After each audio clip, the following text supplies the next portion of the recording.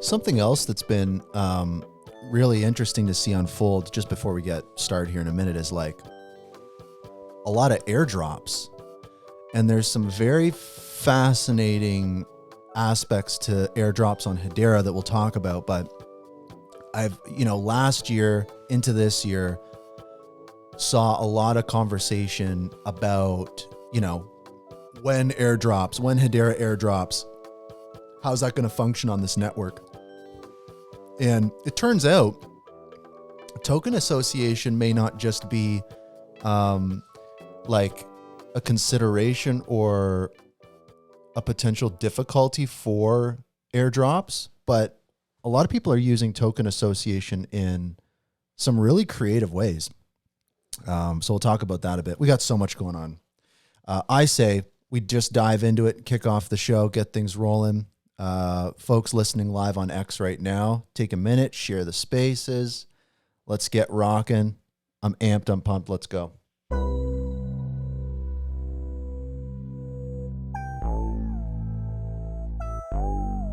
And we're live.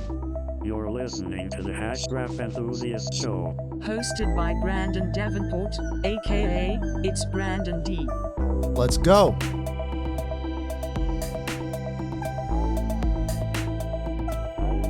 It is episode 114.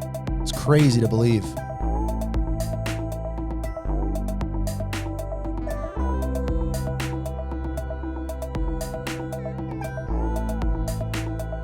Episode 114, guys. Holy cow.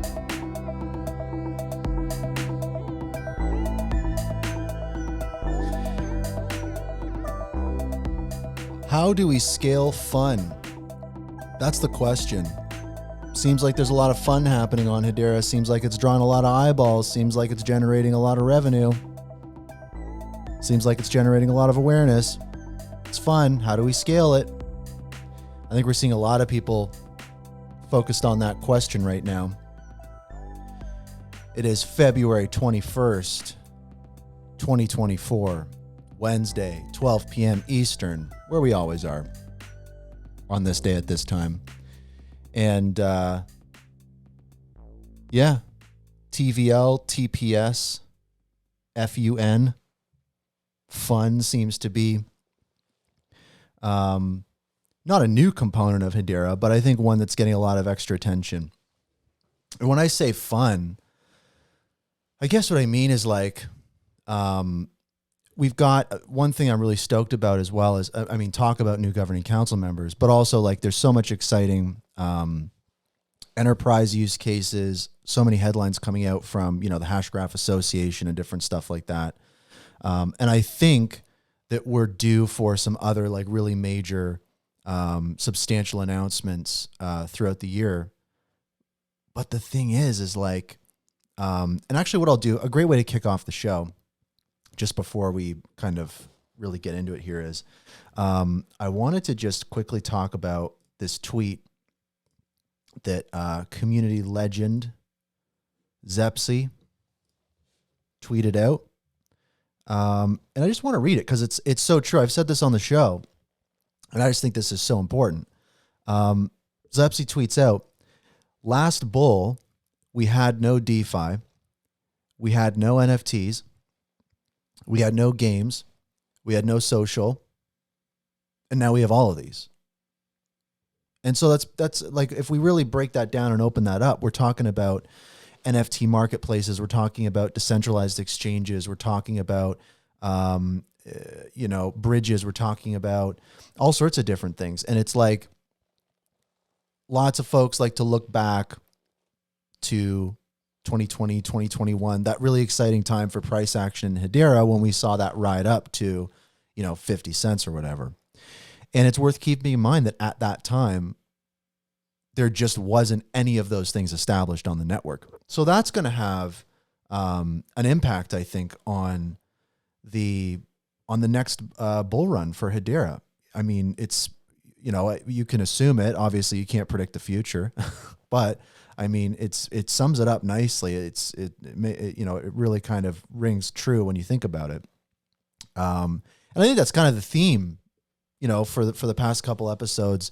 and today is like really taking a look at this network and understanding that it has changed so much. I put out a tweet yesterday just kind of saying like, oh, and Tamara, listener of the show, just said, just on the comments here, we have so many enterprise use cases under the belt. That's true. That's one thing that I think a lot of people forget is, I think through frustration, having all these potential enterprise use cases piling up, and, enterprise takes time, yada, yada, yada. And so we're kind of waiting on these things, but we often forget like how much stuff is in the pipeline, that has been promised so far, and that is reaching that point of, 3 years of development. We'd start to think about minimum viable products or go-to-market strategies and stuff. And we're starting to see some of those things. And, recently we saw Hedera just, again, highlight the use case by Hyundai. So, and then we have Mondelēz, the new governing council member. There was a great Gossip About Gossip episode that I just want to touch on as well, that had a few really interesting things brought up in it. But I don't know, lots of stuff changing. And I think a lot of people in the community are open to that change. And I do think, of course, there's a lot of people that are resistant to that change. I think that's what my post that I did yesterday saying how weird the Hedera subreddit is. And I mean, no hate to the Hedera subreddit. I mean, lots of there's tons of really great stuff in the Hedera subreddit. I use it every week for the show. I post in it. It's a great place. I think that there's the issue is that there's 35,000 people in there, and there's a lot of reluctance to kind of embrace retail, embrace these kinds of things, embrace stuff that's actually generating substantial revenue for the network. And I know that there's going to be enterprise use cases that come to the network that dwarf some of those retail use cases. But to be fair, look at the growth in SaucerSwap recently. Look at the growth in HashPack. Look at the recent launches from, you could look at Kabila, you could look at HashPort, you could look at all these different pillars, the upcoming Serial Finance lending protocol, funded by, Headstarter, which is another retail focused use case. Retail really is having a moment. DeFi is having a moment on this network. It would be kind of crazy to say that it's not, or that it's not benefiting the network, or that it's not interesting. I mean, that's what I find sometimes on the Hedera subreddit is like, very anti-degen, which, I can get. And being realistic too, it's like, a lot of the original Hedera investors and stuff were, precious metal guys and, Mike Maloney folks and stuff. So, I mean, just general observation, the Hedera subreddit can be an odd place. It's 35,000 people. It's a crypto subreddit that, doesn't really embrace crypto as fully as it could, but I use it all the time. Great info there, good people there. It's just an interesting conversation to see. It's again, part of what I'm talking about is this new energy, this departure from kind of like a stagnant bear market. People are waking up. People are making moves. People got ideas. People want to say things. I'm all for it. And just a quick mention here. I am Brandon Davenport live from Ottawa, Canada. Hashgraph Enthusiast show every week, live on X Spaces, at least for now, apparently what people are telling me. And available on all podcast platforms, Spotify, Apple Podcasts, also available on YouTube. YouTube, I think, is a platform we're going to be leaning into more.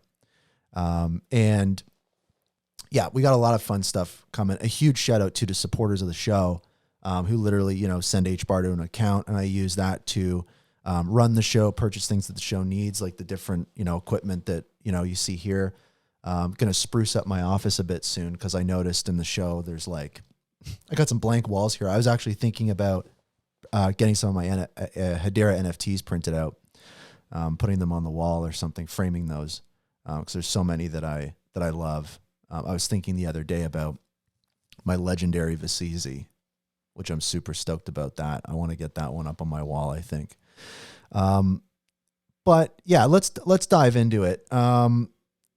one of the main stories today is something coming up that I think is going to be really exciting for the Hedera community. And if you haven't had a chance yet, people listening on X now, share the spaces. Let's get some folks in here. The more, the merrier. Use the little comment button at the bottom right of the spaces too, to share any news that folks might find interesting. ETHDenver is fast approaching. I will be attending ETHDenver. I'm flying out on the 28th. And it's going to be very interesting. I mean, I talk about ETHDenver on the show in the past. I haven't attended yet, but Hedera will be there. And I'm going to be going with the Hgraph team. And I think it's going to be really interesting. Again, this is a conference that isn't just about Hedera, right? It's about Ethereum, and then all sorts of other networks, all sorts of other applications are going to be there. And there's a bit of a trend that we've seen where over time, people have started to understand what Hedera is about more and more and more. They've become a little less resistant over time to the idea of what a hash graph could be, how disruptive that could be to the crypto industry, and kind of how different Hedera is from other networks. I think that we're noticing a positive forward trend in how people view Hedera. So I'm going to be able to kind of see that firsthand, which I'm really excited about. And I'll also be able to, meet with some really interesting people. I know that the president of Hedera, Charles, will be there for a day. I think there's going to be a couple governing council members. So I don't know. I'm looking forward to it. I think it's just going to be some good energy. And breaking out, like we talk about this a lot, the bubble of Hedera. Lehman spoke to this too. Tribalism will end us. So obviously I spend a lot of my time in Hedera land. So I'm very looking forward to really spending time in person with so many other people building on different networks and figuring out what we can do to leverage Hedera to make their use cases better. And then also, what can we learn? What can we learn from these other networks and builders? What can we, what can they help us out with as well? I think that's going to be something really interesting, and just understanding better, like where people's heads are at right now. In person is the way to do it. And what that means is there's no show next week, guys. Next episode, which is, originally scheduled for the 28th. I will be, at the time when the show would be happening, I would be 30,000 feet in the air in an airplane with hopefully all the doors intact. So I will not be doing the show unless I can get some kind of like Starlink, Elon Musk situation going in the plane. I don't think it's happening.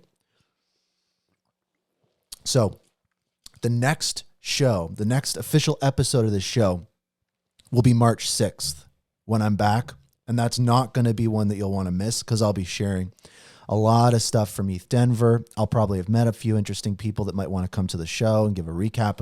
It'll be a great episode, I think. So don't miss that. March 6th. That's the next episode of the show. No episode next week. I'm going to be in an airplane. But I will be sharing a bunch of awesome content throughout the week at ETHDenver, keeping people in the loop, same as I did with the LA Hedera meetup last year. So looking forward to it. I'm stoked. And also too, there's going to be a bunch of other HBAR barians there. So it's just going to be really cool to, see everybody, hang out, all that good stuff. I want to flip over to something that was posted just today. A theme here is, again, the retail vibe on Hedera, more eyeballs coming to Hedera, really thinking about the topic of retail and how it relates to Hedera. And how this community's identity is assembled. And Credible Crypto, who is a very prominent influencer on X, about 370,000 followers.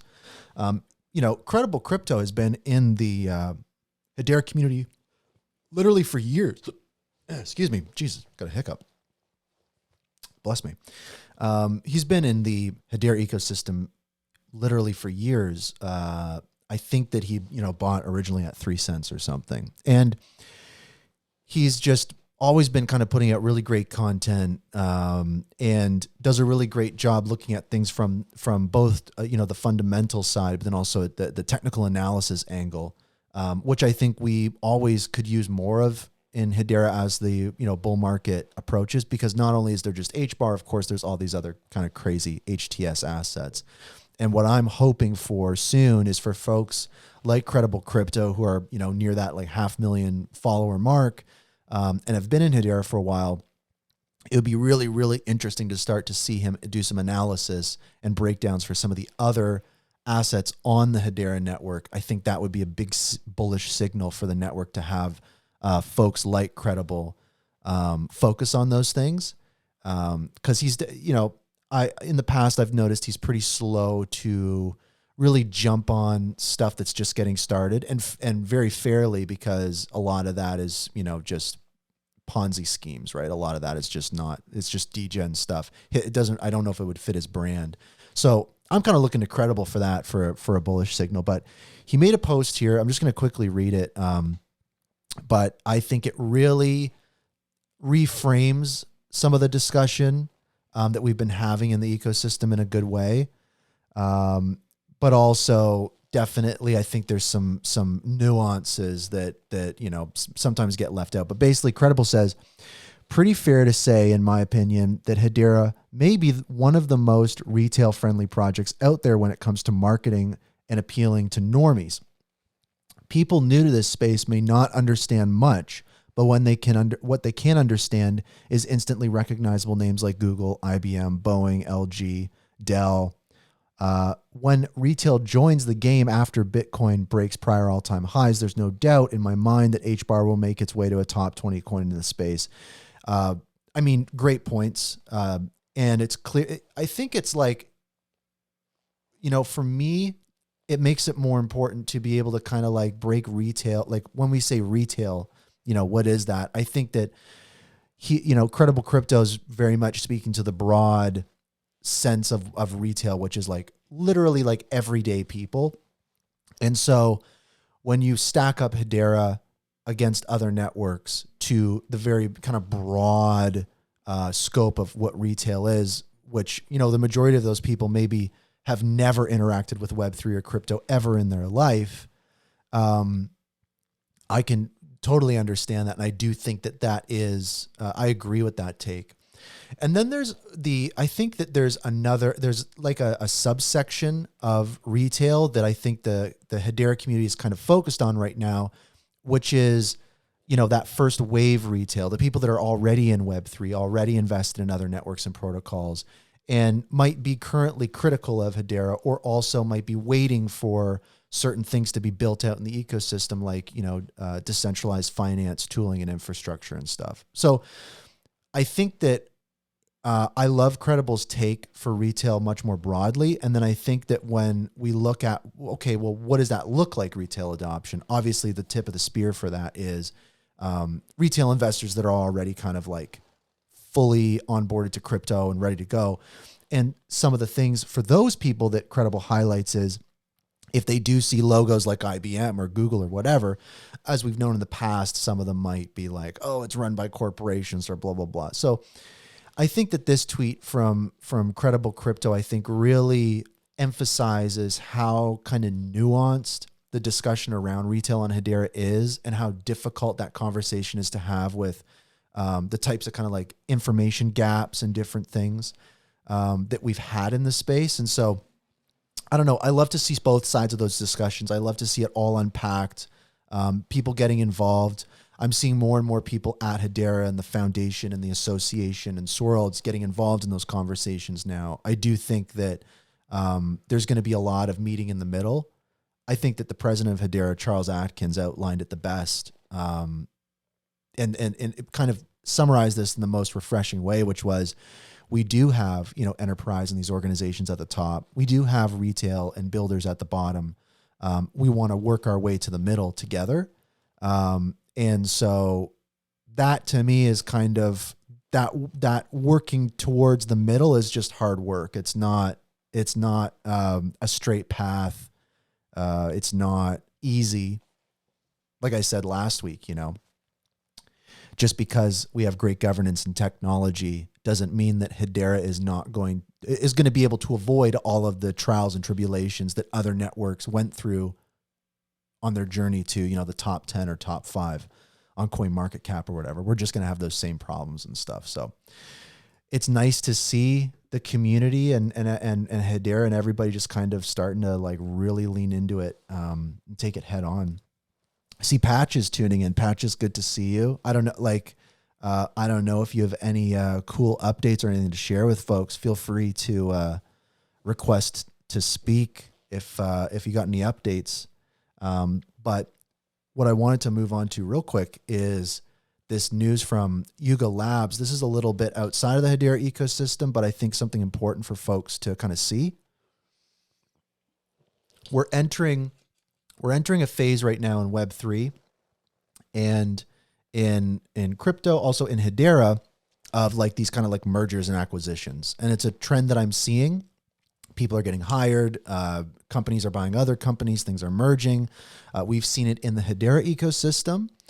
And then we're starting to see it even more broadly. And so Yuga Labs, obviously creators, owners of projects like Bored Ape Yacht Club and CryptoPunks and stuff like that, has purchased Proof, which is the Kevin Rose startup that had the Moonbirds, Oddities, Grails. So like these types of acquisitions, I think, are very challenging for communities. There's a lot of mixed emotions around it, and it's a very high level type thing. So for me, I watch it and I see these things unfolding, and I just kind of keep an eye on it because it's definitely a trend we're going to start seeing more in the Hedera space as well. But Patches, I see you up here now. We've got you plugged in. I don't know if it's working though. Is Spaces giving us some issues today? We don't know. Oh, there we go. I think you're good to go. Patches, what's up? What's good? What's new? I think this is working. Yeah, I can hear you this time. Right on, right on. Yeah. I think, most of my energy at this point is pointed towards being prepared for ETHDenver. Yep. There's definitely a lot of stuff happening in the Hedera ecosystem, which is amazing to see right before ETHDenver. And I think it's easy to tell there's a lot of excitement in the air across just all of Web3. And there's an opportunity here for just massive networking in between networks.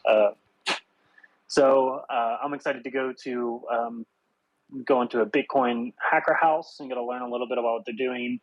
I got a couple meetings with some bridges. I got a couple meetings with some people on ETH. So I'm excited about just being able to share what we're doing on Hedera. And I think Zepsi had a good post where he's like, last bull run, we didn't have DeFi. Last bull run, we didn't have NFT architecture.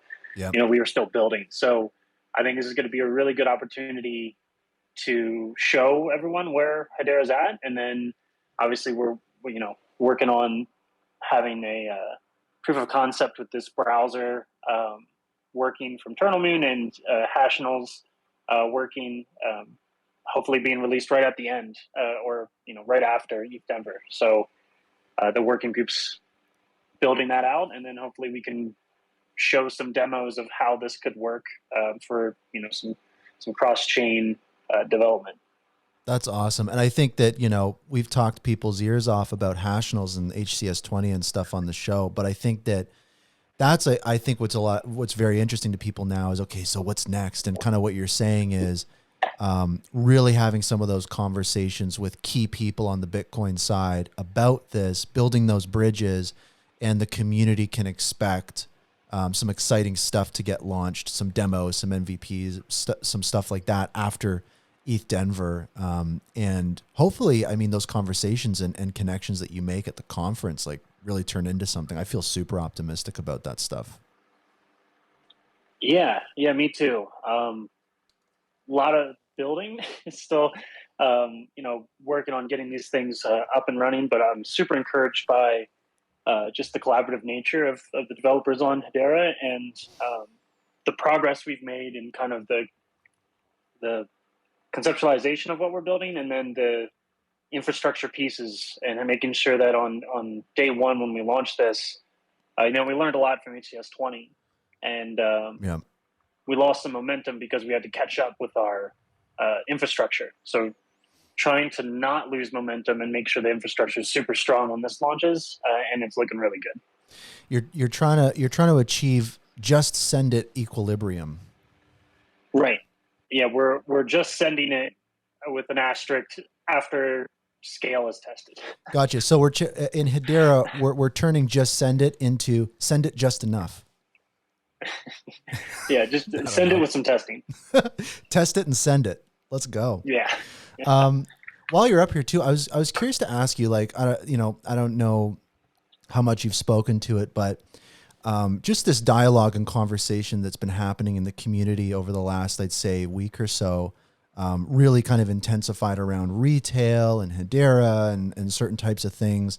I'm sure you've seen a lot of those conversations and maybe, participated in them and stuff, but I was just kind of curious, as a longtime community member and someone that I think really understands the nuances of the network and the ecosystem and the community, I think better than many is, I was just curious if you had any kind of thoughts on that topic or those conversations that have been happening.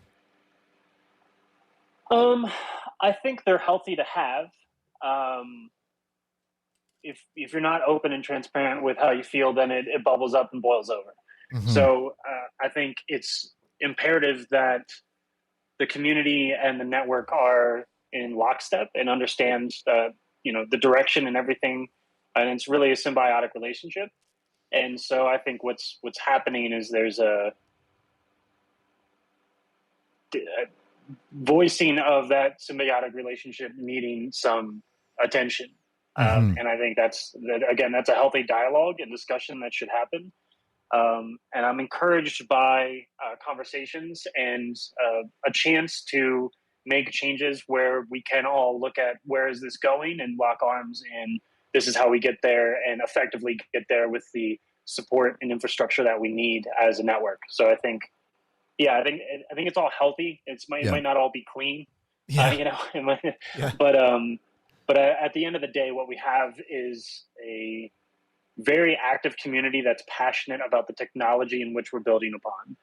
And so I think that is the most bullish thing about Hedera, is that even in the bottom of the bear, there's a ton of engineers that are staying here because they fundamentally believe in what this technology can do. And then, voicing that perspective to make sure that the network understands what does the community believe needs to be the supported infrastructure and supported foundational core is encouraging. So passion is good. I don't see it as bad, and discussion is good. 100%. Yeah, I agree the same. Like, all I'm seeing is just the energy, increasing, and it's not like it's just going to be good stuff. It's also going to be there. Maybe there's a lot of noise, maybe there's FUD or different things like that. But I think in large part, in general, it's like there's so many important conversations happening. And I think that there is definitely resistance, but how do you overcome that? And I think that really it's, as you said, like, this is Web3, it's in the open, conversations are happening. I think when there is more of that visibility, I think people can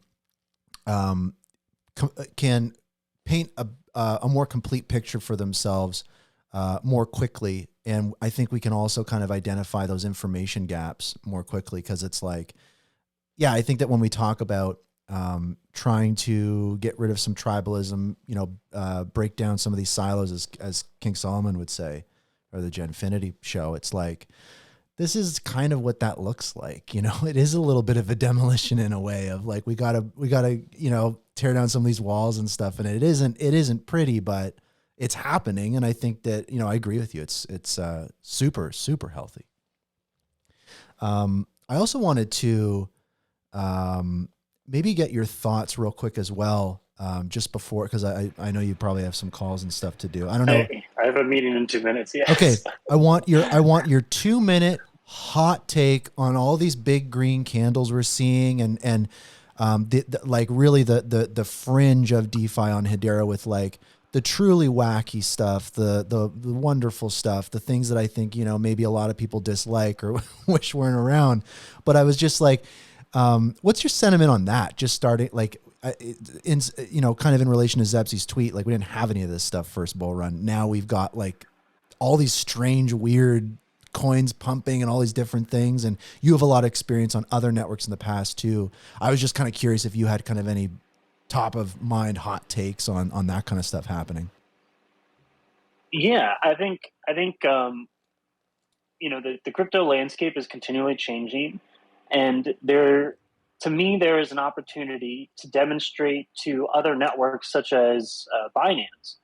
Hey, there's another, like Hedera is here, has great DeFi. It's really easy to create tokens. It's really easy to create liquidity pools. We have really, really low fees, and we're faster than what you're used to.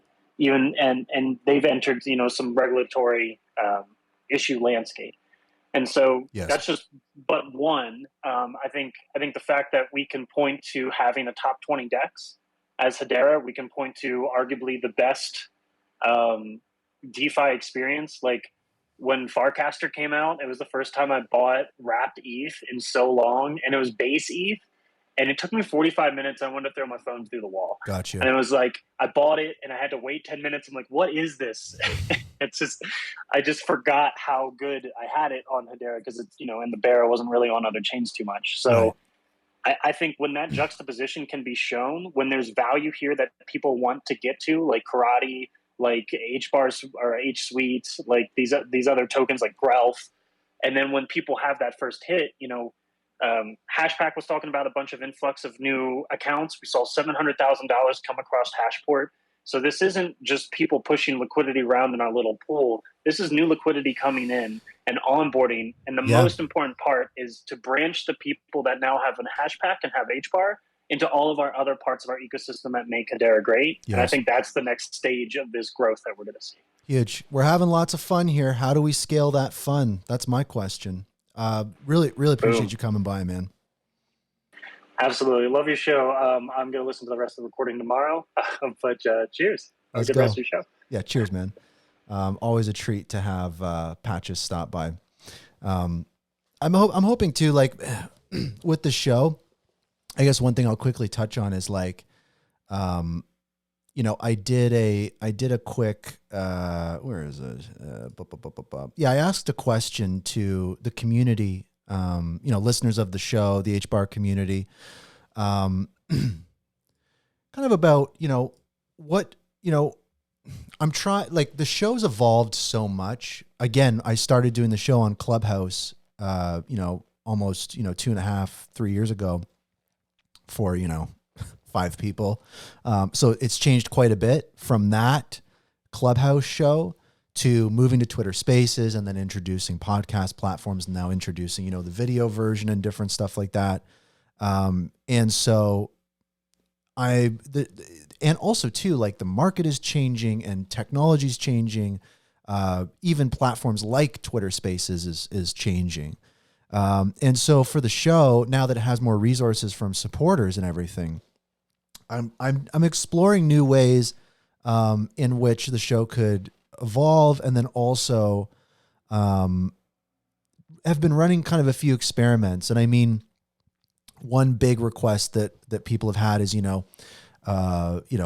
shorter form video. Like people love the long form podcast show, live show, covering everything. A lot of people listen to it live. A lot of people listen to the recording. I think that it really, helps a lot of people out. But also people love, short clips, and, there just wasn't the bandwidth or workflow to do that for a long time. Now there is. So I'm able to do a bunch of that. And I've tried a few different formats. You've probably seen me like experiment with a couple different things. So I've figured out some stuff that really works, and I'm excited for the show to move forward with a bunch of that new stuff people really enjoy. And just, spread the word about Hedera much more broadly. But the other thing I'm circling back to is the live show, right? The live show is really important, and people are listening to it right now on X Spaces, and it's audio only. I've just noticed so many people love the video version of the show, which is only recorded right now. Like I'm recording it right now, so it's the same thing, but live is audio only. A lot of people love the audio only on Twitter Spaces. A lot of people use Twitter Spaces all the time. So I did a poll for the community. I basically asked, like, which format do people prefer for a weekly live crypto news show? And people really want YouTube video live streams. They'd love to tune in to YouTube at, 12 p.m. Eastern, 9 a.m. Pacific on Wednesdays to watch the Hashgraph Enthusiast Show live. And I could do that and Spaces at the same time. Also, people talk about, really wanting to have the live video stream on X, right? And then there's all different things to think about, people calling into the show and all that kind of stuff. So there's a lot of things to work out, but it's becoming clearer and clearer to me what people want from the show going forward. And so expect changes to the show coming up. I really think the new format for the show is just going to be great. And it's going to be coming together over the coming weeks and months. And a big part of that is something I'm trying to figure out is there's a lot of core listeners on this show that tune in literally every week. And I see HBAR Tato down there. I see Tamara. I see Hangry listening, Crypto Dad. I see Cosmic. I see Paul. I see, I just see a bunch of people, Slaw. I see so many, there's just so many regulars that tune in that I think should really have some extra input on the show. So I'm also figuring out how to get a missing piece of the show together. I think is like a Discord or something like that. A simple way that isn't a huge thing, but just is an easier way for hardcore fans of the show to help drive those decisions a little bit more. And just, I don't know, I'm thinking about stuff. It's very clear that people want more of this show. It's really clear that people are supporting it. The show's going to have resources. So, and it's also pretty clear kind of what the plan looks like, what the future might look like. So been thinking about that. I'm excited. Won't talk your ear off on that, but I'm pumped. So stay tuned, follow along. I'm excited to see some stuff unfold. Next story, kind of surprising, but relevant to Hedera. A big topic on Hedera has been USDC. We need more USDC liquidity. There's too many versions of USDC, all that kind of stuff. And Circle posted yesterday on X, they're discontinuing USDC on the Tron blockchain in a phased transition. Effective immediately, we will no longer mint USDC on Tron. Transfers and redemptions of USDC on Tron will continue to operate normally through February 2025. Pretty shocking. And so really what that says to you is, okay, is this Circle needing to kind of de-risk what's going on with the Tron network? It's very concerning. I'm not a fan of kind of seeing other networks struggle in that way. We look at Hedera and we don't have enough USDC liquidity. You look at Tron and it's like, peace out. So that sucks to see. But there are other ways of looking at it. One community member, also a legend, Mason, tweeted something out that I think is a good point, which is, is this bullish? Or he says this is bullish for HBAR and other networks that have USDC on them, as they might get more usage. And yes, it's clear that people are going to have to use USDC for all sorts of things. It's a key piece of infrastructure for Web3 is having stable coins, and USDC being a very prominent stablecoin provider. And so you think about Hedera and you go, okay, yeah, Mason says, this is bullish for HBAR. And then you think about, okay, well, how does that actually happen? What does that actually look like? And what that looks like is people bringing their USDC from other networks, example here, maybe Tron, and potentially migrating that, bridging that over to Hedera and utilizing the Hedera network for those related transactions. It's very interesting to me. And it makes it all the more important. And this kind of dovetails really nicely into kind of our next story, which I wanted to really take a closer look at kind of the retail and DeFi updates in Hedera. And we're going to go through a bunch of them, but the news about USDC on Tron, again, dovetails nicely into this kind of first item when we talk about retail and everything on Hedera, which is HashPort. So think about that. People wanting to move their USDC from the Tron network into Hedera potentially. How does that function? What do they do? Well, they would go to HashPort and they would, port their assets. Many of us in the ecosystem have done that.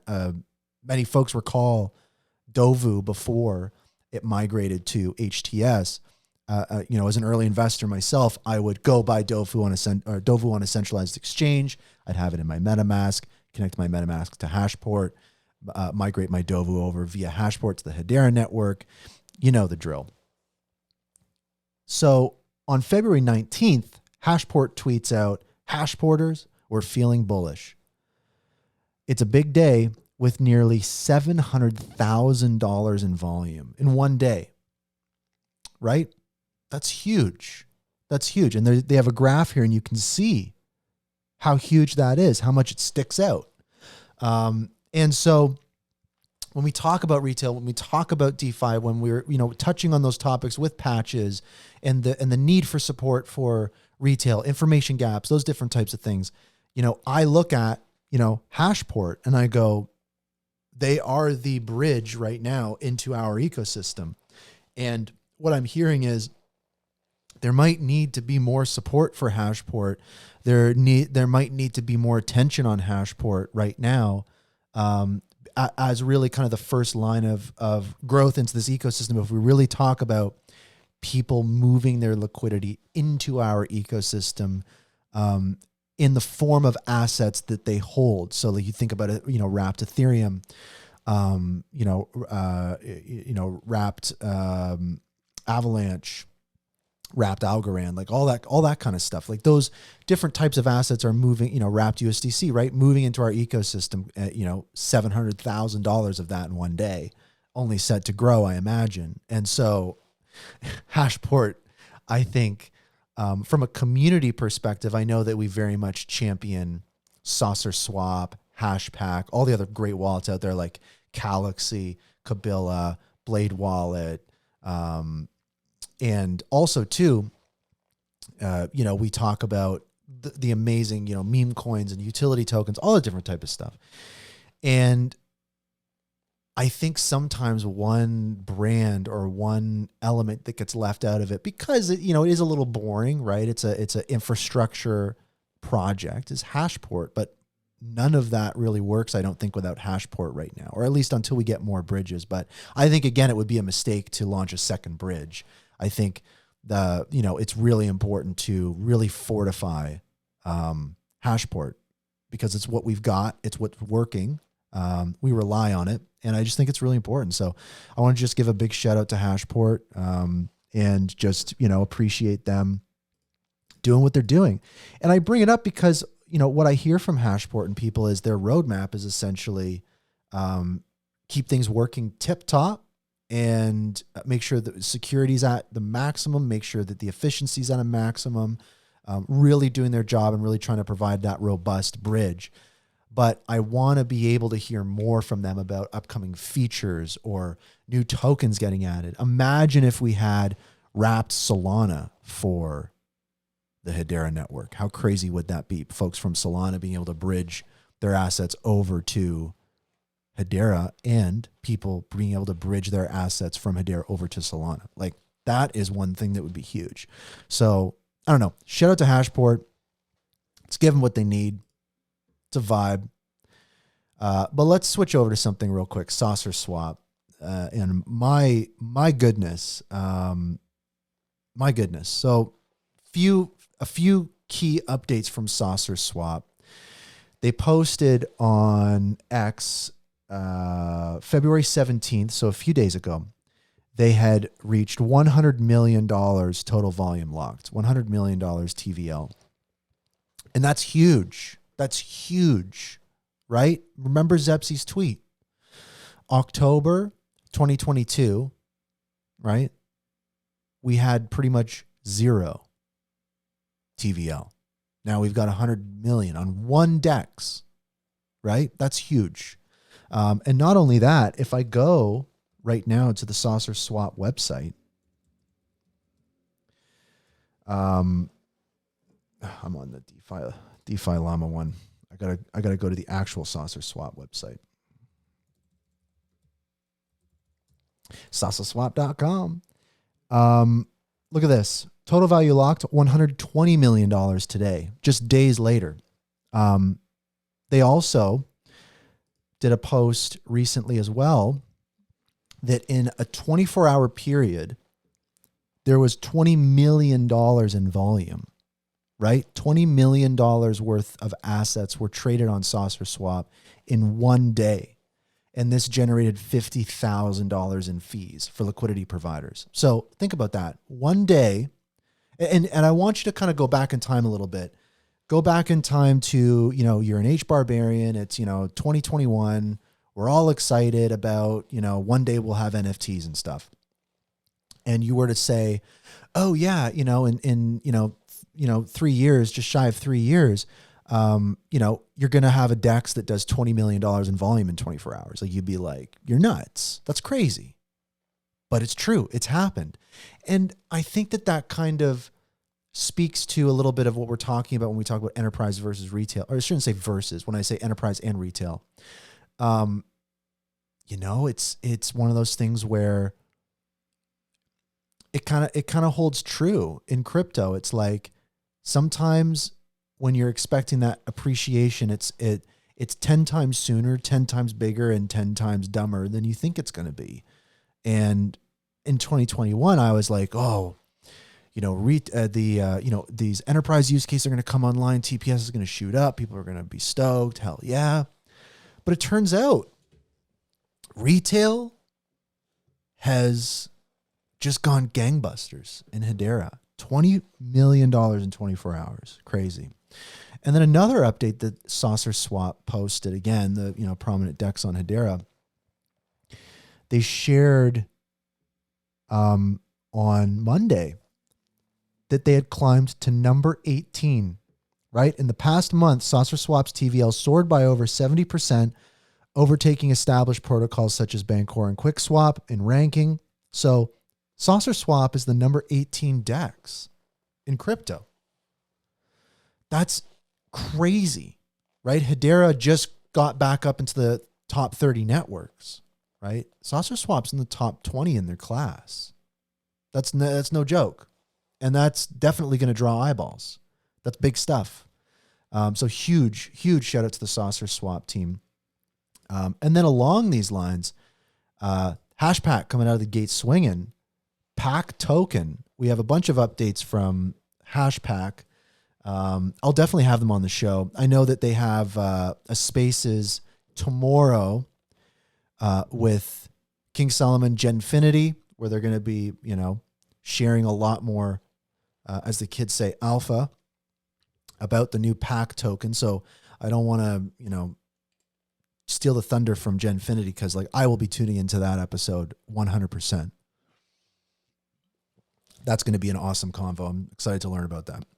But they got Pack token. They've announced it. They've announced 2 of the utilities. So really quick, this is an HTS token, and it will be minted by Hashpack.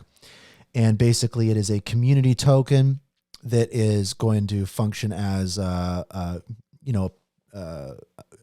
consumer loyalty rewards program for Hashpack, and then also a governance mechanism is the 2 utilities we've heard about so far. So they have a blog post. Also, they've put out a tweet, and it's pretty clear, 1.8 thousand likes on this post. And I know that, Twitter X, likes and stuff, vanity metrics doesn't really matter, but it's worth mentioning that, Hedera will put out a substantial announcement and get the same amount of likes. Everything is telling us that retail use cases on Hedera are going to get us to the top 10, right? Enterprise is going to keep us there. That's really what the equation is for me. So this is a stoked announcement. And they announced 2 utilities. So really quick, the first utility that they announced, I believe yesterday, on Monday, was Packback, which is a loyalty system to reward Hashpack users. I imagine that'll be for all sorts of different actions and different things, like swapping tokens in Hashpack, or all sorts of different things will earn you Pack token. And it's not retroactive, so it's not like all the stuff you've been doing in the past. It's not like you're going to get airdropped a bunch of Pack token. But the official Hashpack Packback program rolls off the tongue. And then their second utility, which is very interesting, and the one I'm most interested in right now, is the governance function, which basically, pack holders will be able to participate in governance and help with decisions and stuff. I'm hoping it's very similar to what Dovu did. Dovu did a great job of this, especially with their token migration. When they held a vote on, the DAO platform that they used was developed by Galaxy. I know that Hashpack has a strategic partnership with Galaxy. Maybe they will be using the Creators Galaxy protocol voting platform for their governance. Who knows? But Dovu set the bar for how DAO governance voting can be accomplished, and they set the bar pretty high. And I think that with those strategic partners, I think Hashpack is going to be able to offer a similar experience. And I think that with a leading pillar of the ecosystem like Hashpack, giving the community those levers and mechanisms to drive the growth of that project, I think is going to be really, really big. So I'm looking forward to that. This is a really big deal. So yeah, I'm stoked about that. So much more I could talk about with it, but it's just, there's not a lot of, they're trickling out the information. So I think that I'm going to wait until all the utilities are announced and some more details come out. Maybe I'll have Pluto come by the show, or May come by the show or something, and kind of have a chat about it, because I think a lot of people are very, very interested in it, clearly. And when I say a lot of people, not just HBARbarians, I think that these are the types of things that draw the attention and capture the excitement of folks on other networks, straight up. So I'm stoked about that. Galaxy, speaking of Galaxy, another huge W for retail on Hedera. Solo Cisse, the CEO of Galaxy, big fan of the show, frequent guest of the show, tweets out or posts or Zeets or whatever we're calling them. He says Galaxy was nearly 70% of all wallet creations on Hedera on February 13th when they launched version 1.5, which we talked about last week. So if you want more details on version 1.5, go back and listen to episode 113. But he says since then, Galaxy has been responsible for 25 to 50% of new wallet creations on the network. And I know that Galaxy has a bunch more stuff coming. And yeah, again, another crazy number, another crazy and impressive and eye-catching event in the ecosystem. And again, retail. This is a retail use case. And I just think it's, I'm so stoked about it.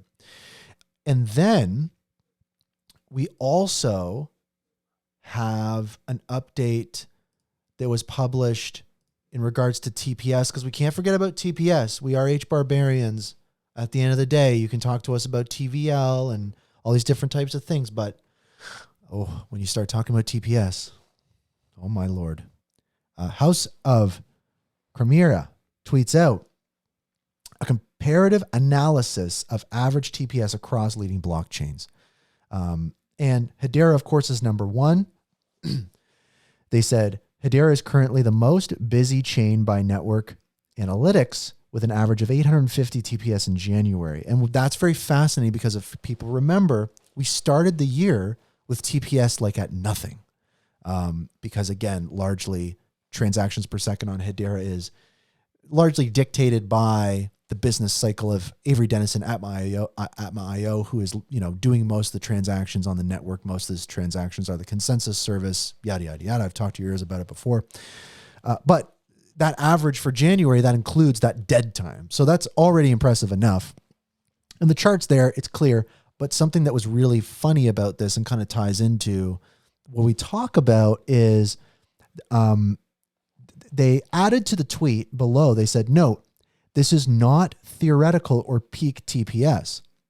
These numbers are an average real TPS number as of January. And they're speaking about Hedera, Avalanche, Solana, Algorand, everything like that. They do have 2 asterisks on Hedera that says includes HCS transactions. I think that in general, what that tells me is these different outlets, influencers, news organizations, analysts are starting to get a more nuanced understanding of the network, what HCS is, which I think is critical. But the comments here show the exact opposite. And so you got people in these comments that are, it's the same old type of stuff like, Hedera, are those real? Are those consensus stuff? So, I think that there's a little bit of that, but I will say a lot less of that. There is a lot less of that confusion, but there still is. Also, too, just wrapping up this kind of segment on the retail side of stuff is TradingView. Obviously, TradingView is a huge brand in traditional finance, Web3, crypto. If you see a chart anywhere, it's a TradingView chart, most likely. And when you see a headline like this from a brand like TradingView from, a publisher like News Bitcoin, Hedera HBAR soars 50% to mark new 20-month high, fuels bullish target prices. Like, these are the headlines I love to see, right? These are the headlines I love to see. Published February 19th. The article, who cares about the article, right? Who reads an article, right? Who reads an article? They bring out, Mondelēz as the new governing council member, all that kind of stuff. But this is what matters, guys, right? Retail, future investors, all these people that we want to really come into the network and get amped about it. Like, they're not reading articles necessarily. It's these juicy headlines from major brands that get people stoked about stuff. We got one of these here. We've seen a couple of those coming in. I'm amped about it. I love to see it. I have noticed too, there are like a bunch of X accounts and news outlets and stuff that are writing about Hedera and sharing stuff about it, which is great. And Hedera will like retweet those posts. I don't know if people have seen these news sites yet, but like they've got like millions of followers on Twitter, but like all their posts have like 20 likes or something. It's just junk. So I don't know if Hedera or the foundation or whoever is like paying, these news outlets or whatever, but that I don't like to see that stuff. It definitely like cheapens the headline, I feel, especially like when you have the crypto space that's so heavily saturated by that kind of junk, the spam. It's just weird sometimes. I see Hedera or whomever tweeting out or retweeting a post by like an account with like 3 million followers, and the post will get like a maximum of like 20 likes or something. And it's just like a copy and pasted press release, and it's just low effort or whatever. It's like, I don't get it, but worth highlighting. I want to share some bad news with people. And before I do that, let's take a quick water break. Everyone grab a drink of water, grab a bevy, hydrate, stay healthy. I'm going to do that right now. And then we'll get into some bad news.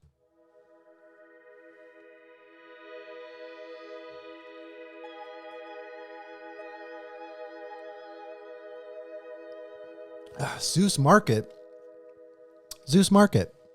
I remember Zuse Market coming online, and I think that it was one of those use cases that kind of got us to where we are.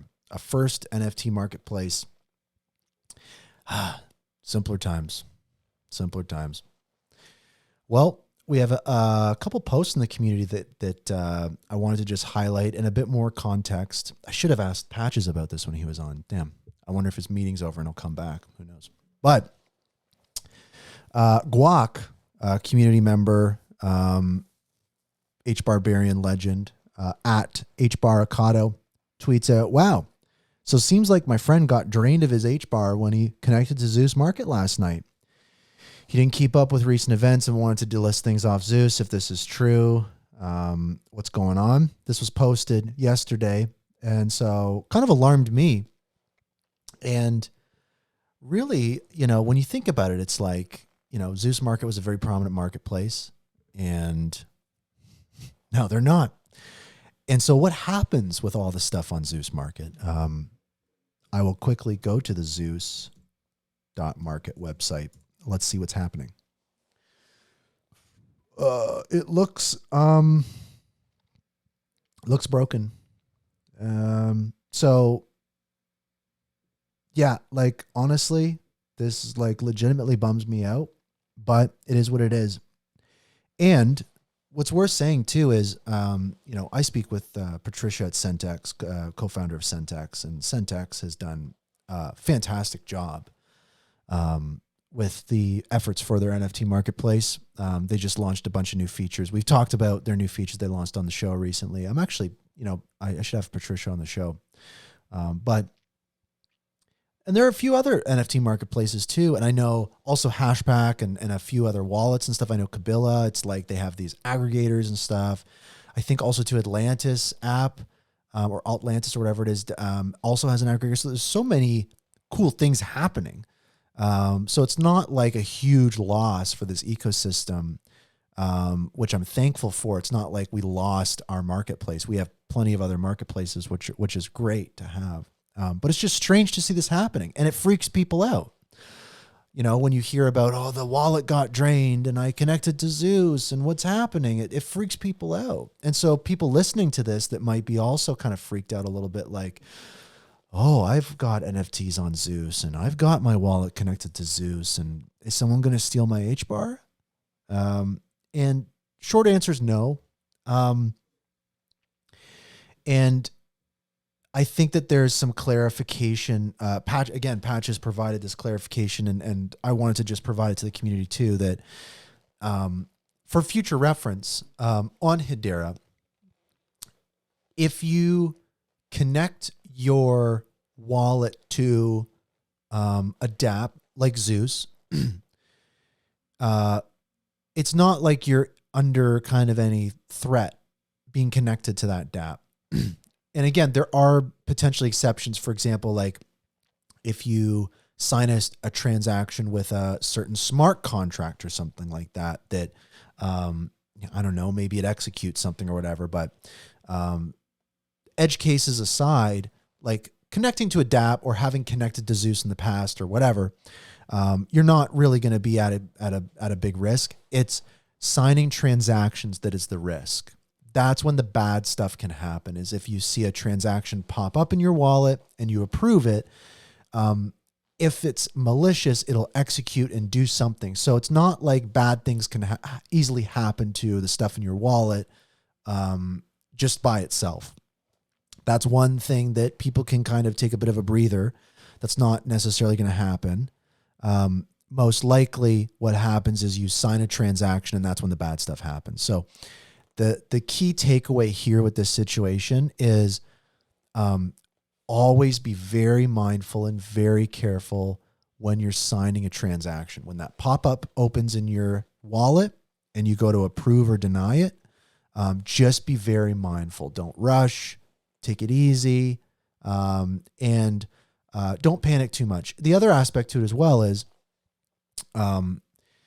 the other kind of attack vector for this is token allowances. So for example, if you allow an account on Hedera, and let's say it's an account for a marketplace or just somebody's account, and you do a token allowance, what that effectively means is you give that contract or that person or that dApp access to manipulate a particular asset in your wallet. That could be an NFT, that could be a grouping of tokens, whatever it might be.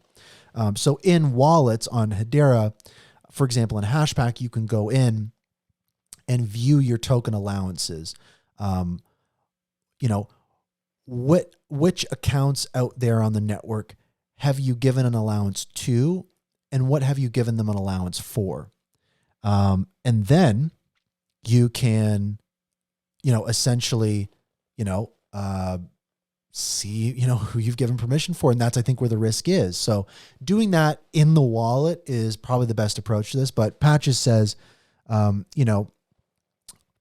responding to someone that says, like, do not connect to Zuse Market and like all those different types of things. If you connect, Zuse will, take your HBAR and stuff.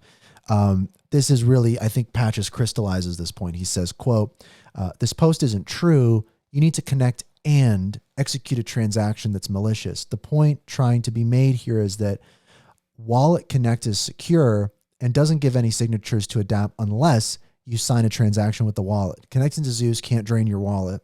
Approving HBAR allowance transaction can allow adapt to drain your wallet. So that's the key takeaway here. So be mindful, be safe. Rest in peace to Zuse. It was a good run. Very sad, but it is what it is. We move on. Stay safe. Stay educated. And we've had this happen in the past. Some people remember exact, all that kind of stuff. We march on. We march on. Let's just get the bummer segment of the show out of the way. Another bummer update was LG Art Lab. LG Art Lab was very cool because, is very cool because LG, obviously a governing council member, and the Art Lab, they had some really great projects and collaborations. They did the Berry Ball art exhibit with their OLED TVs and tokenized some very high-end artwork. And also, did some really, really interesting stuff. I just got a response from Christian Hasker. Hold on. He's here. Let's see if we can get Christian Hasker on the show real quick. Live now. Hop on. Okay, cool. Yeah, maybe we get Christian Hasker to stop by the show. He's been talking about a bunch of stuff recently, but yeah, I think that the thing is, LG Art Lab done a bunch of cool stuff. Governing council member, LG Art Lab was really kind of like a very exciting thing to happen. LG made a wallet. So LG puts out an update to the Hedera community on X saying LG Art Lab update. Basically what this just says is we've been tirelessly working on major updates to our LG Art Lab platform. We can't wait to share it with you. We've been watching trends and blah, blah, blah, blah. So what's next? They're going to continue to develop their platform. They'll be putting their X account and Discord server on a temporary pause. And they emphasize temporary. When will they resume full operation? Q2 or Q3, 2024. Their updates require a lot of heavy lifting. And they've disabled comments on the tweet. So, and it only has 34 likes or whatever. So it's one of those things where it's like,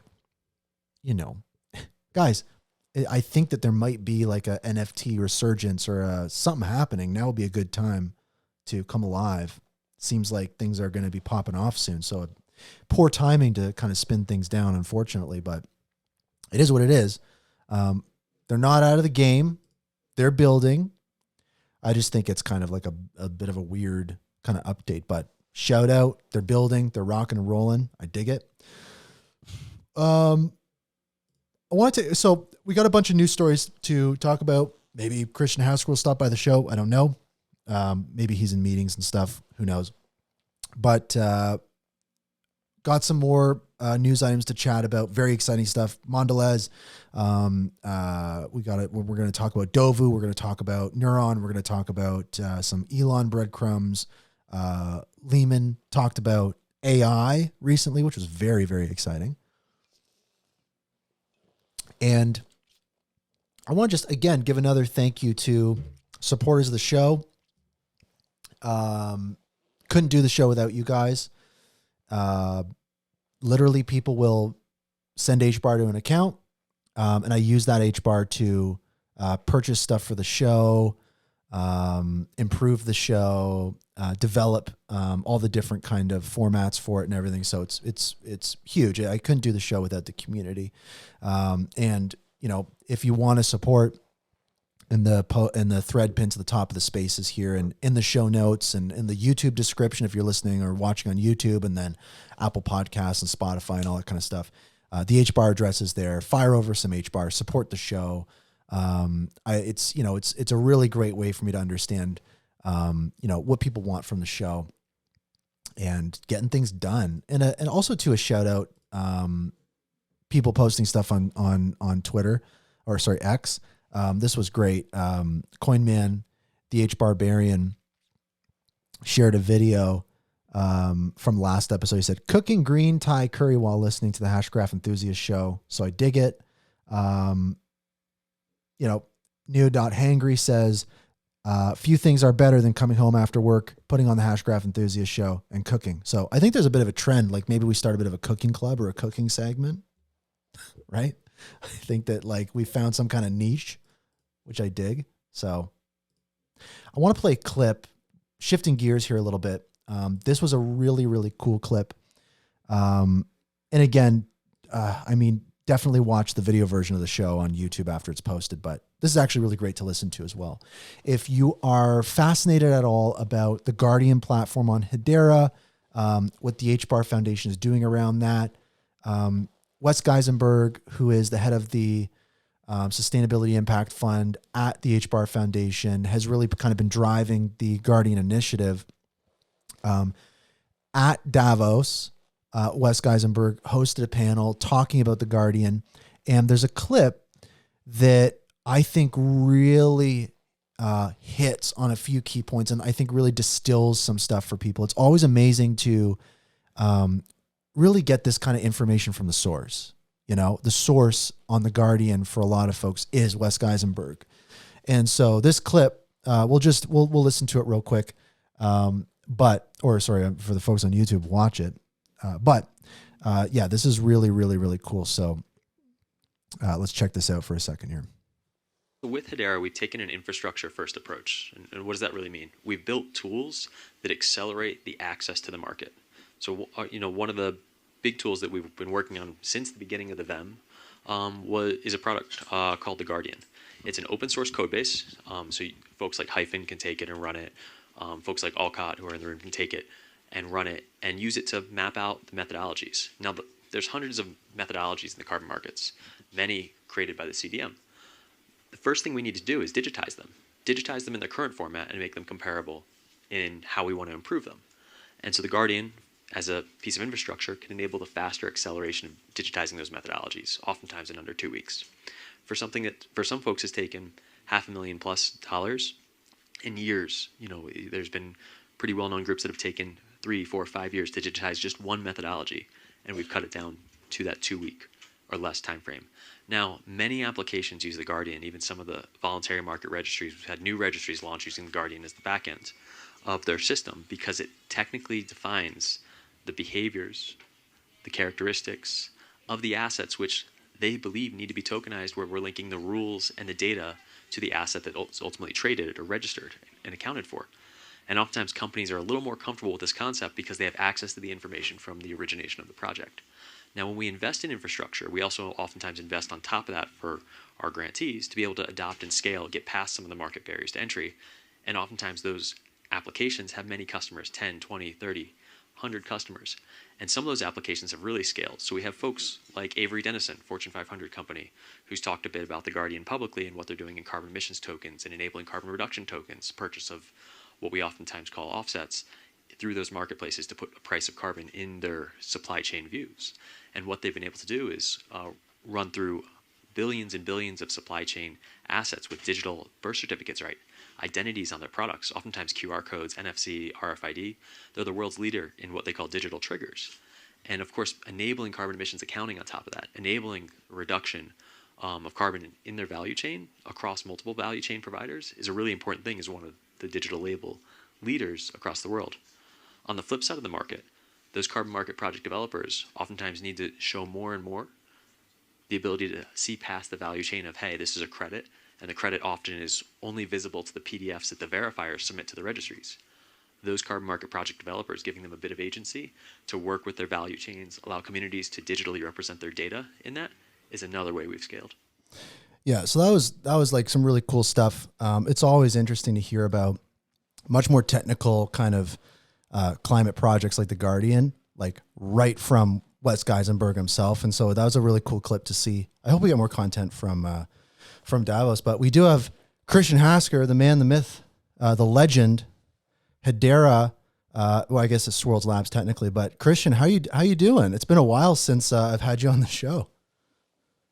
Hey, Brandon, how's it going? I have a stinking cold, unfortunately. Oh, no. But yeah, happy to be here. Thank you for for pinging me that I could hop on. Yeah, that was great. You were like, "Hey, have me on the show," and I was like, right as I was doing the show, I was like, "Oh, we're live right now. Might as well stop by." But yeah, I think that what I actually had Patches on the show just a little minute ago, but I definitely think that there's been this huge conversation happening in the ecosystem at a new level. I think that the retail community in Hedera and stuff are feeling very kind of like empowered. There's a lot of conversations happening. But yeah, I think there's like a lot of noise. I think there's a lot of FUD out there. And I think that there's a lot of information gaps, communication gaps, different types of stuff. The way I kind of see it is like, even though Hedera has incredible technology and incredible governance, it doesn't protect us from the trials and tribulations of that journey to, a top 5 crypto network. And I think we're kind of experiencing that. But I was really curious. You did a post to X today. Obviously, anyone dipping their toes in this subject gets, mixed responses on no matter what angle you're coming at it from. But I was kind of curious, like maybe hearing you expand a little bit more on this conversation in the community. Because I think it's really valuable from your standpoint of someone who, interfaces with the council, really has a more kind of comprehensive perspective from that end of things. I was just kind of curious maybe to expand on your post, especially since kind of continuing that conversation with the community in the comments there. Yes. So, and by the way, I was very aware that as I made that post, I would probably hear back a lot of good and a lot of bad. So I went in eyes wide open. I don't do it very often like that because I do understand I have a little bit of a privileged position in the community, right. Having worked with Hedera and Swartz Labs. So I do get it. I'm very empathetic to both sides, the positive and the negative. I share some of the frustrations of the community as well. So, you always have a sort of safe space with me, and I'm always receptive. What I was trying to convey is that we have a really cool moment in time for the Hedera ecosystem that's happening right now. SaucerSwap and a lot of the projects like Dovu and Bank Social and the Hashpack ecosystem. Like, there's so much good stuff going on. By the way, I know I'm missing a bunch of projects, so if I didn't mention it, I do the same thing. As I'm rattling them off, I'm like, oh no. But we get you. Sweet. I mean, there's just so many right now, right? Yeah. Earthlings Land, it's all goodness. There's so much goodness happening. I am asked all the time, what can the community do to help market Hedera more and better, and what can we do? So, because we have this unique moment in time, and total value locked on the network is rising at a good rate, that gets other community members from other communities looking at us and hopefully dipping their toe in the water. I think it's incumbent upon all of us about what do we want to portray to the market overall as a community. And it's something we can all sort of control as well directly. And I just think if you're brand new, you've never heard of Hedera before, and you see all the TVL skyrocketing on SaucerSwap, and you enter the community and you're faced with infighting and bickering, like, is that a welcoming place? And I think one of the really cool things about the Hedera community over the years is it has been a very welcoming, safe space to newcomers and a really well-educated community as well that will take so much time and effort to educate newcomers. That's much more of the community ethos and spirit that I think would be more productive to focus on. And then forums like this, where folks can come and really discuss, their concerns, their desires for the network, how the council can be, more responsive, more transparent. I think we've got to think about what's the right medium for the right sort of conversations to happen. And I think airing dirty laundry on X for the whole world to see could be counterproductive when we all should share the same goal of wanting to make Hedera successful. I think that I agree with you 100%. I think that I have a little bit of a different perspective, which, I agree that, it's not a great situation to have that kind of, bickering and noise. It's like you got a party, you're inviting people over, they come over and it's like, people are bickering and stuff. It's not a great thing, but you start to think about, okay, well, what is the solution? And I think that's kind of where my opinion might differ from yours is, the solution of, as you're saying, kind of see what we can do to channel it elsewhere or not do it so publicly.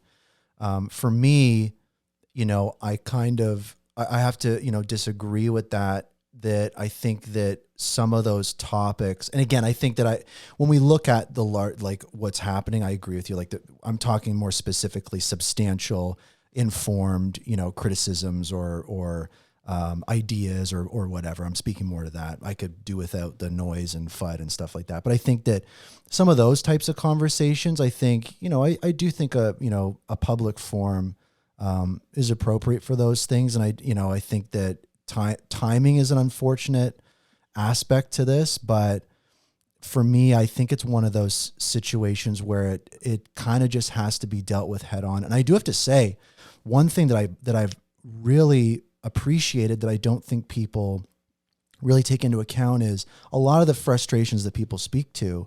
I think Hedera does understand those things, and albeit, things can sometimes move slowly, but like the appointment of Charles as president, one interaction he did really stuck out to me, which was he was responding to somebody in the community, highlighting some of those criticisms. And his post was like, I think this is one of the reasons I was brought aboard. And that was kind of the day that he posted that Google form to give feedback and all those different types of things.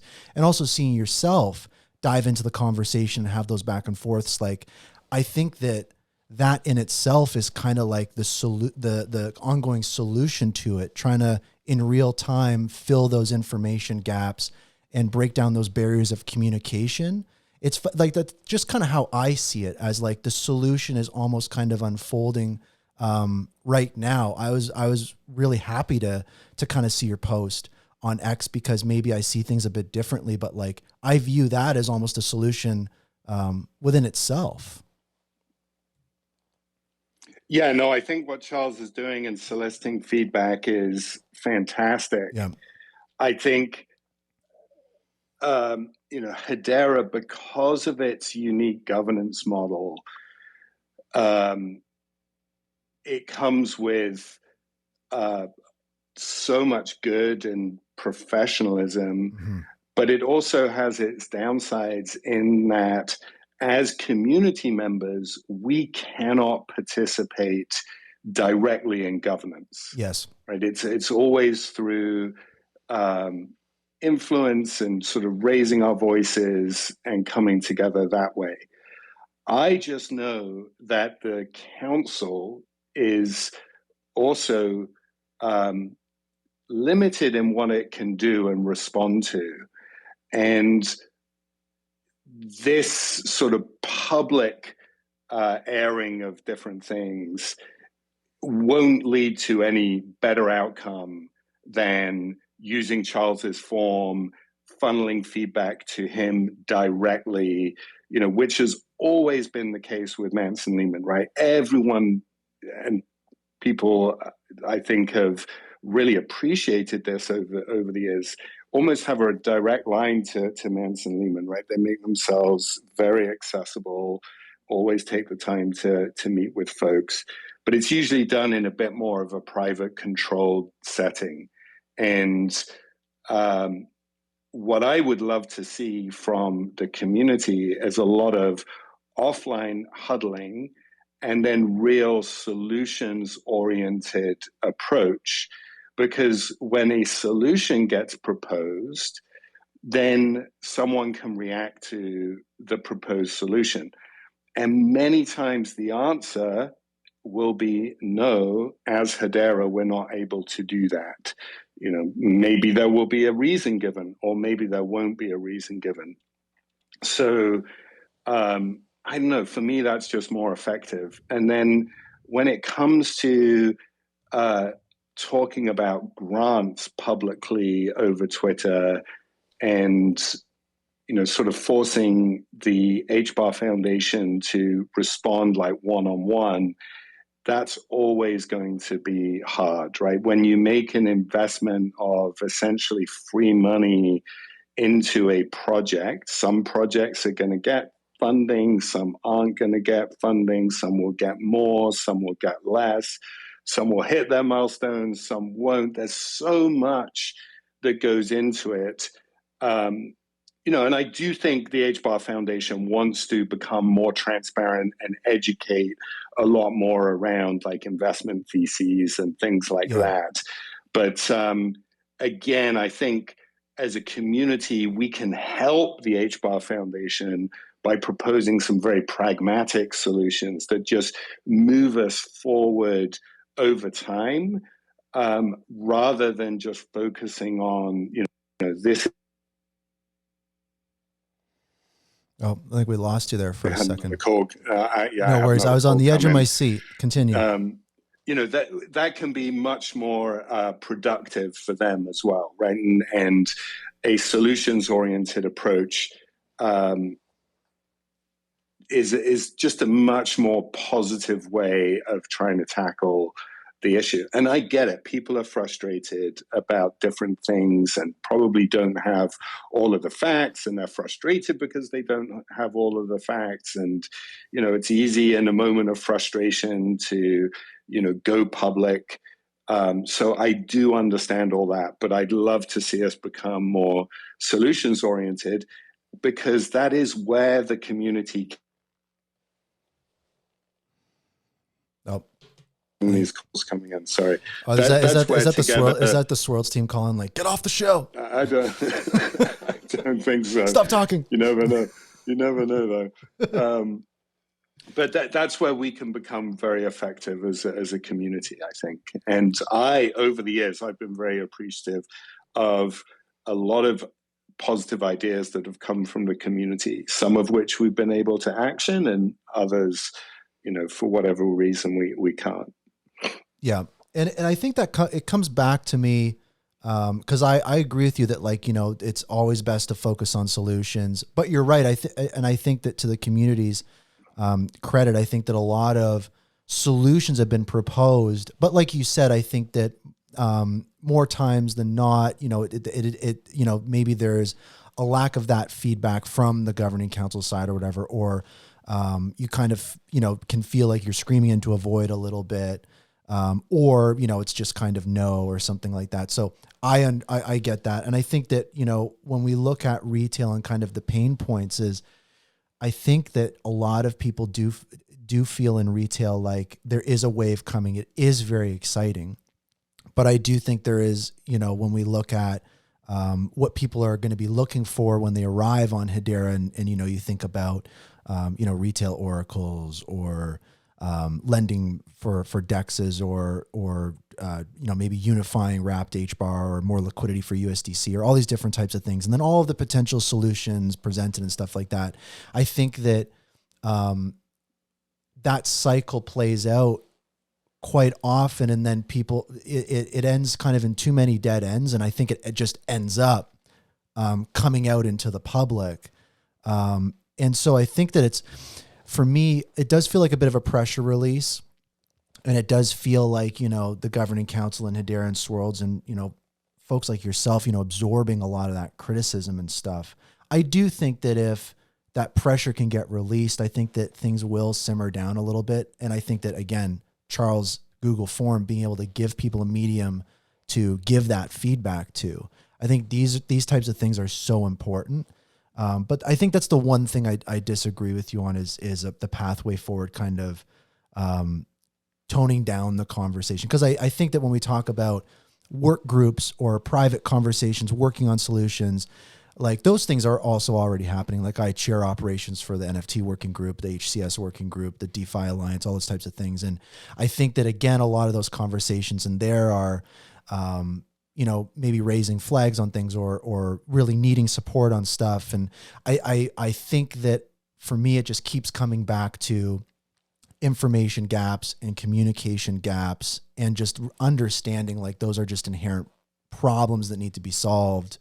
That every network has kind of tried to solve, going into, again, riding that list up on CoinMarketCap. And then another important thing you highlight is that Hedera is unique in its governance structure and technology. So the problems also just kind of have to be handled differently. We are kind of in uncharted territory in some aspects. But what I would say is, when we talk about the community giving feedback, and all those different types of things, like, maybe speaking at it from a different perspective, Christian, like, from your side, are there any specific criticisms of Hedera or the governing council that the retail ecosystem shares that you feel are valid?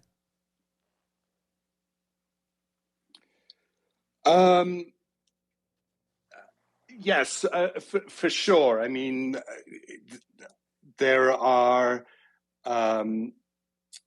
valid concerns about community nodes having been on the roadmap for a while now and have not been delivered.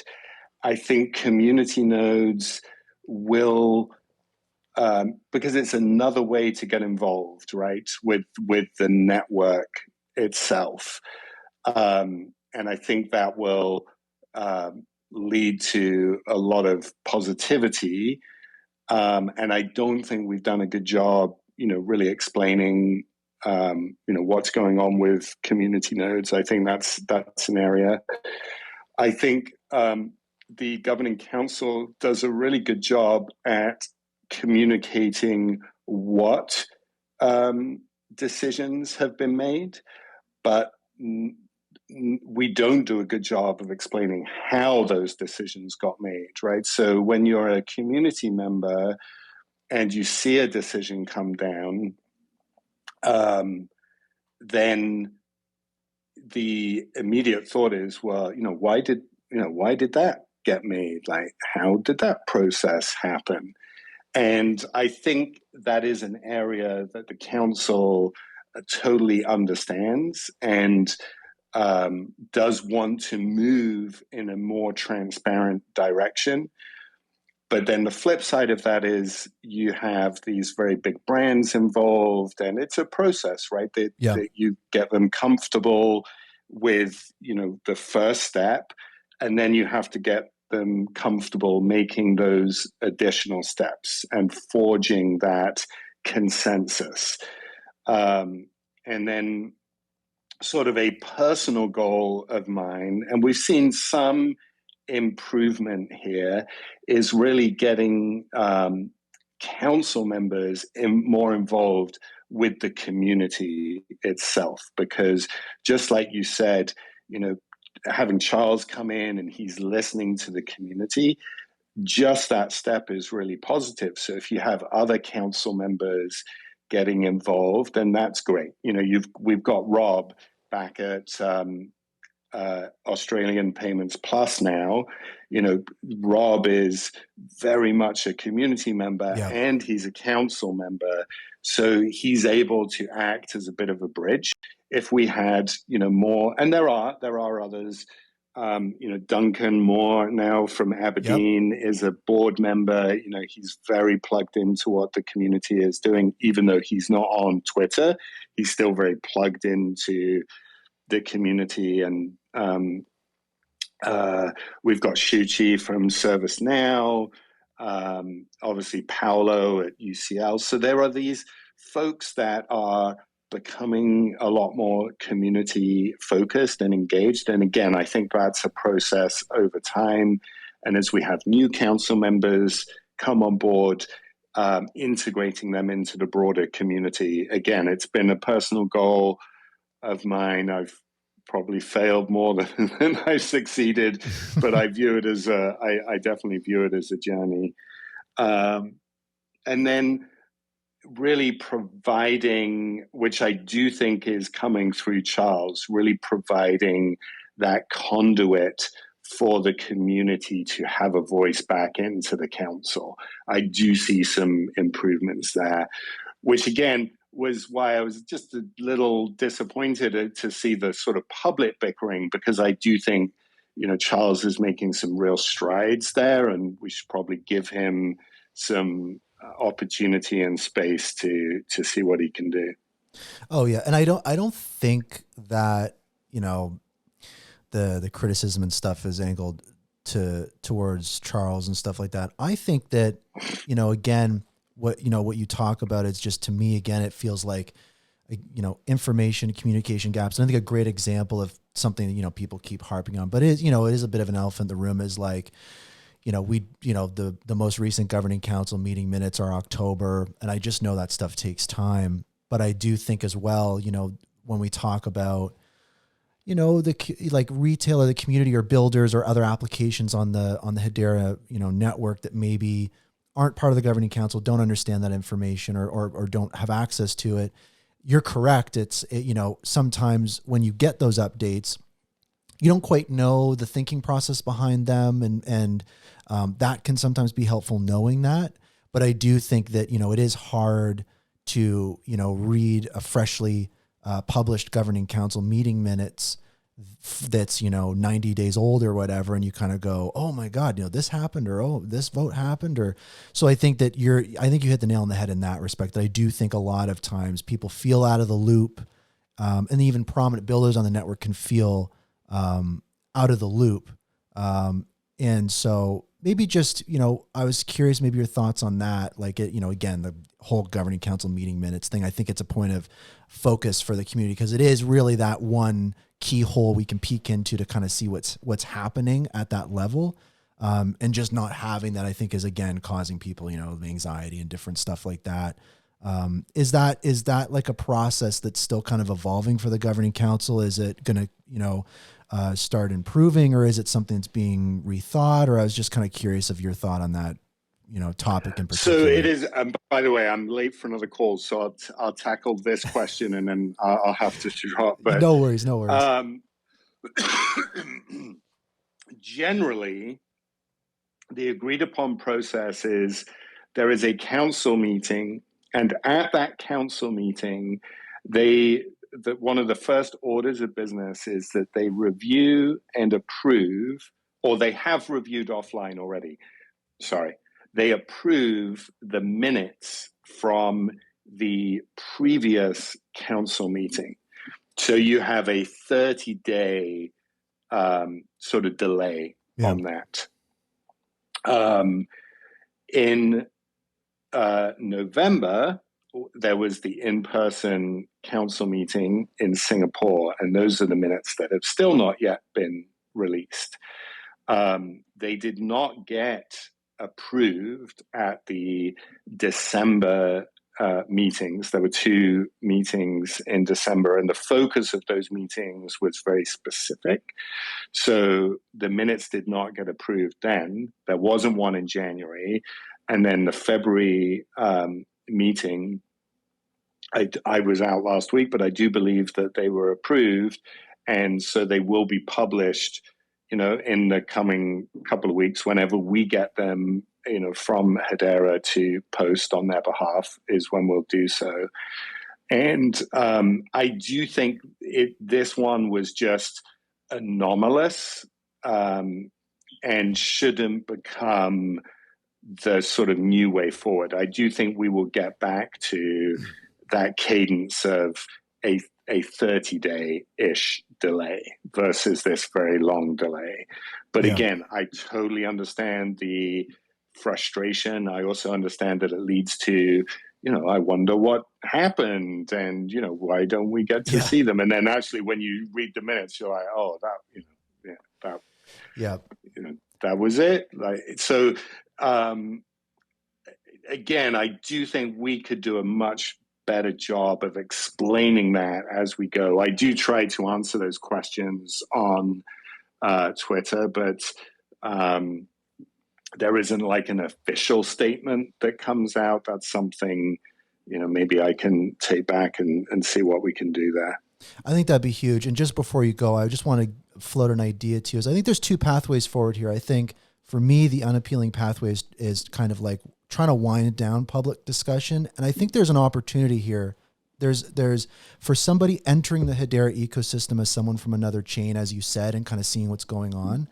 I think something that would be so incredibly appealing would be really doubling down on what Charles is doing and really embracing these discussions and doing what you're doing here and saying, here are some criticisms we're hearing of the network and some solutions for things that we want to go about it, summarize those things and reflect what the community's saying back at them. I know that it's probably a long shot to have the Hedera account post those things, but I just think that putting myself in the shoes as someone in another network, venturing into the Hedera network and seeing those types of tough conversations happening openly as a builder, like I think that's a problem that a lot of other networks have as well. And seeing Hedera really tackle it head on, doing things like you coming on the show on a moment's notice, what Charles is doing and really doubling down on that versus trying to quiet it down, I just think would be such an appealing, refreshing environment for people. That's just kind of my opinion. And I just think leaning into that more, it would just be great. And I think that, a lot of that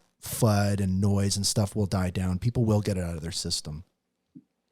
Yeah, no, I think that's a great idea. And again, I do think with Charles on board now, I can't say for sure that the Hedera account can do that, but we can at least have that conversation again, right? As a community and see. Yeah, that's my main ask as a community member is if the governing council and Hedera could put more focus on making it clear that they hear what's being said, like we've heard this, and this. I think for a lot of people, it would make them go, oh, okay, we're not screaming into a void. They clearly understand what we're talking about. I think that would be a big step forward. I think that's what Charles is touching on. I think that's what you're touching on right here, literally listing those things. It gets those things get me excited to see that. It makes me want to get involved more in an ecosystem that is treating things that way. So, but I really appreciate you stopping by, man, as always. Yeah, thank you. Thank you everybody for listening to my bunged up voice here. But have a great rest of the day, everybody. Yeah, you take care, Christian. Awesome stuff, guys. It's always great to have people from Hedera and stuff stop by the show. I do have to say one thing. I mean, bickering aside, FUD aside, criticisms aside, blah, blah, blah. I'm working in an ecosystem. I have a show, one of the main shows in the ecosystem, and I criticize Hedera and the foundation and the association and all the in swirls or whatever. I leverage those criticisms, and I think, in well-informed and fair ways. And I have to say, it's just great to see, people at the top of this ecosystem, they are open to that. There's nothing wrong with that. I think that's incredibly healthy. And I just think now we're discovering, like, what do we do with this energy? Like, how do we, we're learning, but also like clearly, Christian Hasker is learning too. Charles is learning too. The governing council is learning too. This is in a lot of ways, doing established things and following a plan and doing things that other networks did that bring success. But again, because of the nature of the unique governance of Hedera, the advanced technology, blah, blah, blah, it's like we are in uncharted waters in some ways. But I think that, it's healthy to disagree with people. I think that with Christian, it's like, I definitely disagree with a few things. But when we look at the situation and what's happening, I definitely agree with him. And I think that the way forward, in my opinion, is, and what for in my own career being in, communications and stuff, is a lot of times what people need is they need to know you're listening, right? When you're having a conversation with somebody, there's all sorts of tricks you can use. You can repeat the last 3 words that someone said. You can summarize to them what they've told you. It puts people at ease. It creates a much more conducive environment to solutions. So I do think that, like Christian said, it might be a long shot for the Hedera account to do this, but I do think it would be a powerful thing for the Hedera account to tweet out, hey, these are some key, fair, well-informed criticisms of our network from our, well-informed, powerful community, both startups, retail, enterprise, and we hear you. And we want to make it very clear that we hear you and understand you, and that we also are focused on these things. And so I think that those are the types of things that are missing. I think that's where the governing council is falling short. But I mean, it's easy to lob those criticisms. Everyone's strapped for resources. It is what it is. I think what it boils down to for me is keep it going, keep the energy up. There's going to be lots of noise and garbage and stuff out there, whatever. That's unfortunate, but it's crypto, baby. We're in Web3. Strap in. But huge shout out to Christian Hasker. Great guy. True HBAR barbarian through and through.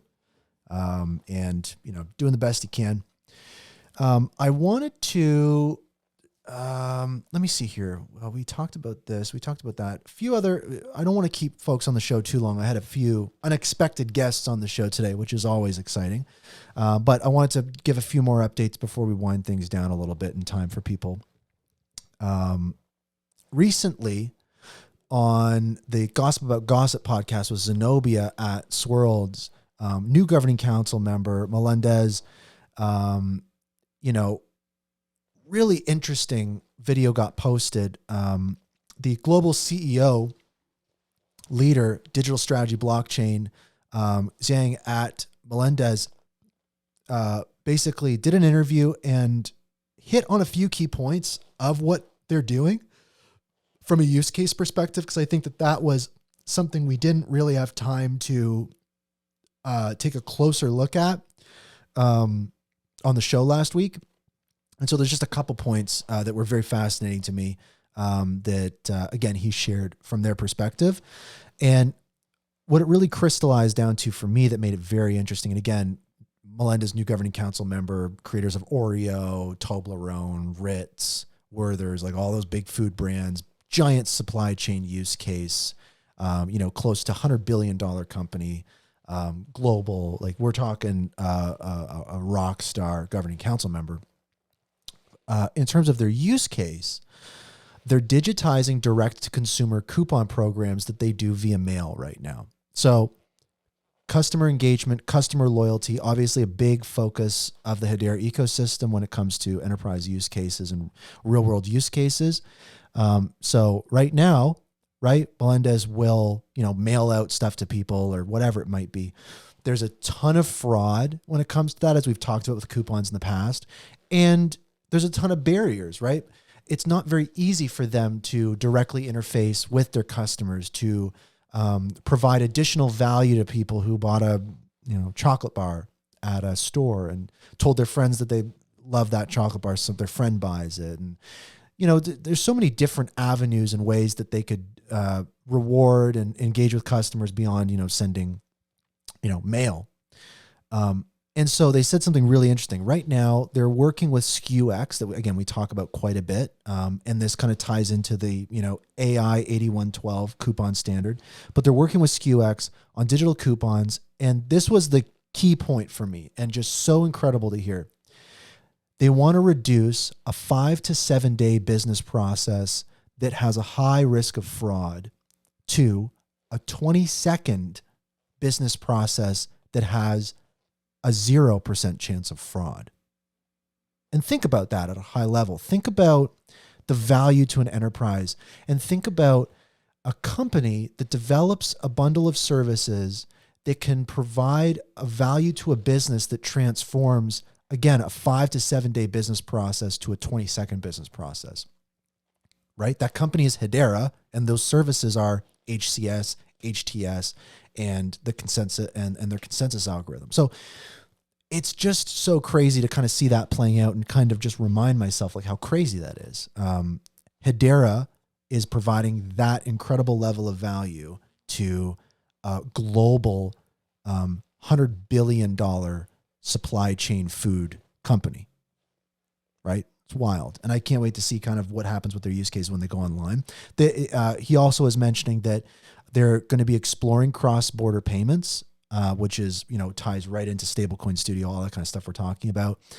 And they, Melendez genuinely seems excited to be a governing council member and enthused about the technology. That's one additional thing that I got from it. We talk about the stringent processes for governing council members, how conservative the governing council and the membership committee is when bringing on new governing council members. The criteria is increased. So clearly we're bringing in some high quality governing council members. I think Melendez is one of those. It's a vibe. Also a vibe, Dovu, the carbon offset darlings of the Hedera ecosystem. I've had Matt Smith, the CTO, on the show many times. We talked about a bunch of stuff. One of the things we've talked about is their project in India, where India is looking to retire 20 million vehicles. And so what that means is retiring your vehicle in India, receiving a tokenized carbon credit, being able to buy and sell those carbon credits, but ultimately, if you have one, being able to retire it to get a discount on a new electric vehicle. So this is the Indian government. This is a very large scale use case. And Dovu announces on Monday, opportunities keep increasing for our project. We will be setting up Dovu India subsidiary very soon and look forward to working closely with our local partners. So this is huge. This is a Hedera startup transitioning from a regular startup to a multinational startup. Huge. That's crazy. I think that is absolutely fantastic to see. Also, too, just before we move on, that's the news with Dovu. I'm stoked about it. Dovu's doing so much great stuff in Dovu or in Hedera. I did want to highlight one comment that King Crypto 1337 listening to the show right now left just now that I think I agree with, which is regarding the HBAR Foundation and transparency. I proposed solutions, however, never had a response. I think the Twitter algorithm is not my best friend. I would suggest opening a direct route on topics people are frustrated about with the invitation sent to send in a solution. So I think that, again, that's kind of tying into what, Charles, the new president of Hedera, is doing, is that Google form, I think, did a lot. I think it did a lot more than people thought it would do. It made people feel really empowered and really, really, really excited. There's a couple stories here that I wanted to get to today. But to be honest, the show filled up quite a bit and they're not that important. It was just some other random news. I'll give a quick mention. Airdrops on Hedera are big. I want to give a huge shout out to Earthlings. Earthlings is doing an airdrop that I find very fascinating, which is leveraging the associate token function.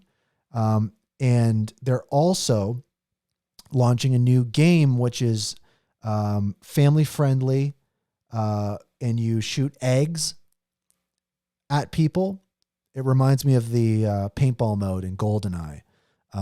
Also, Rob Allen has joined the advisory for Earthlings, which I think is awesome. So huge shout out to Earthlings. Keep an eye on that project. I think that gaming on Hedera is going to be a big thing, and I really think that Earthlings is positioned so well. And when we talk about retail use cases that are just doing awesome stuff, Earthlings is at the top of the top for that. And then the last thing today was something shared this morning that I haven't had time to look at, but I wanted to just make everybody aware of, which is Alex Russman at the HBAR Foundation says, excited by how many brands will be launching Web3 consumer engagement campaigns powered by Meowtech. Meowtech's stack does much more than just deliver NFTs. And so you have Meowtech sharing a video clip of a new project they're launching with Courier, who has 2.7 million followers on Twitter. And so it's just these massive use cases are starting to ramp up that are consumer focused, built on technology, leveraging Hedera. It's very clear that the consumer loyalty, consumer engagement vertical is going to be like a huge success in my mind. I think it's really important to focus on. And it's something that I think like is a shared initiative. When we talk about the retail side of things, then we talk about the enterprise side of things, consumer loyalty. My brain is just like, look at the stuff Melendez is doing as a governing council member. Look at the stuff that Hashpack is doing with Pack Token, both solving the same problem, which is better ways for consumer loyalty to give users and customers the ability to participate in major decisions and get rewarded for ways that they bring value to those companies. It's just, I love to see that, working it from both angles. It's kind of what Charles was talking about, the president of Hedera, right? Working from the top down, working from the bottom up, meeting in the middle. There's so many different analogies like that, right? I talk about for years on the show about those two separate worlds, enterprise world, retail world. They're far apart, get them close together, right? You're starting to see a theme here. I think a lot of people are tuning into the fact that unfortunate reality is just that, you know, there's these two separate sides to this network. There's some very unique components and elements to this network, and we got to start trying to bring things together. And so one of the best things that I've seen to do that is just what happened on the show today, right? Like, let's just recap what happened on the show. A core member of the Hedera and Swirlds Labs team, right? Christian Hasker, head of marketing, was in Twitter discussions and responded to my tweet and says, hey, you know, I'm down to come on the show and talk about it. There's these really difficult conversations and nuanced conversations. I responded to him live on the show and said, hey, hop on. We're live right now. And Christian comes on the show. No prep, no questions. He has no idea what he's coming into. And he knows he's coming on to a show hosted by somebody that disagrees with some of the aspects that he speaks on. And we have a conversation about it. And for me, you know, just to kind of summarize what we talked about today, bringing it back full circle to what I was talking about at the top of the show when we started things. Information gaps, communication gaps, that's the problem we're seeing. And the solution, I think, is not to stifle or try to wind down public discourse. I think that the conversations required to solve these problems are messy conversations, are noisy conversations. Like Patches said earlier on the show, they're messy and noisy, and you can't get around those things. You have to have those conversations to arrive at those solutions. In many cases on these types of networks and in these types of startup ecosystems, you just have to take things public. You've got to get the conversation out there. And it's totally understandable why folks like Christian would not be in favor of that. It makes his job difficult. And also, too, it's frustrating for Christian as well, because most likely he has access to information that we don't know about. And he wants, folks like Christian want to reassure the community, but ultimately you can't feel reassured without having the information, right? No longer can the governing council in Hedera and Swirlds say, guys, don't worry. There's nothing to worry about. We know about things that are going to happen that are going to take away all this pressure. And that might be true, right? It might be the case that enterprise use case is just getting ready to go live on the main net, and it's going to generate millions in revenue for Hedera, and TPS is going to go to 5 figures and all that kind of stuff. That could be the case. But no longer, I think, can the governing council and can folks like Christian kind of say like, don't worry about this stuff. We're optimistic. We think things are going to go well. It's a healthy pipeline. It's a step function. Be patient, yada, yada, yada. I think that era is coming to a close. And I think it's uncomfortable for those folks to get on board with, because it's just tough. The guy doesn't have an easy job. And so I think that I want to encourage folks like Christian, folks at Hedera, the governing council, to embrace that and lean into those things head on, and understand that it's, if you are open to these conversations, if you do embrace them, and if you do reflect on those criticisms leveraged at your network, if you do highlight those, if you do share those solutions, and also if solutions are shared by the community that will work, elevate those. If they're not going to work, explain why. Like, public forums can be difficult, but they can also make things easier. And I think that we're experiencing a bit of a transition right now. We're experiencing a transition of decentralization. Right? If Hedera wants to talk about pathways to decentralization, this is what happens. Conversations become more public. Conversations become more, less clear sometimes, but conversations become more decentralized. And so that's what we're seeing right now. So that's what I'm hoping for. I hope that we start to see those conversations continue to become more decentralized. It would be nice not to wait 30 days for governing council meeting notes. It would be nice to sit in on those governing council meetings, maybe not realistic. But in my mind, let's aim for deep space and hit the moon on the way, as far as I'm concerned in that respect. So another huge shout out, supporters of the show. I'm not going to talk your ear off about it, but there is a Hedera wallet for the show. Send HBAR to it. It allows me to help grow the show. We want to do more video stuff. We want to get live video streams going. I'm going to be planning to have more guests on the show. The format of the show is continuing to evolve. I'm getting much better at understanding what people want to know about, what people want to hear about. And I'm getting better set up to kind of do what we did today, like just on the fly, live news stuff. I'm very proud that Hashgraph Enthusiasts has become a live, long-form news show that isn't sponsored and doesn't have advertisements that people can trust. So I'm very proud of that, and I couldn't do it without the Hedera community. So it's fantastic. I dig it. And that's pretty much it, folks. This has been episode 114. It's hard to believe. A quick reminder, no show next week. I'm going to ETHDenver. There is going to be a lot to talk about, but there will be no show next week. I will be 30,000 feet in the air on a plane. So I will not be able to host the show, obviously, but I will be posting a bunch of content from ETHDenver. And it's going to be really great. Huge shout out to everyone listening live on X Spaces right now. I see IPEX listening. I think I'm going to go into Spaces of theirs tomorrow, which will be great. Make sure to tune into that. All that good stuff. And yeah, got to be said again, DeFi on retail, DeFi on Hedera is having a moment. Do not miss it. Dive in, get involved, use the network. Hello, future. Goodbye, past. Thanks for listening to the Hashgraph Enthusiast Show, hosted by Brandon Davenport.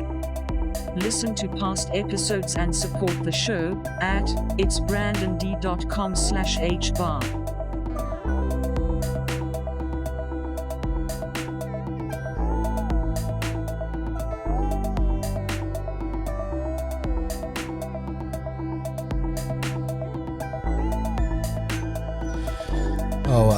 IPEX just let me know the town hall is today at 5 p.m. It's not tomorrow. It's today.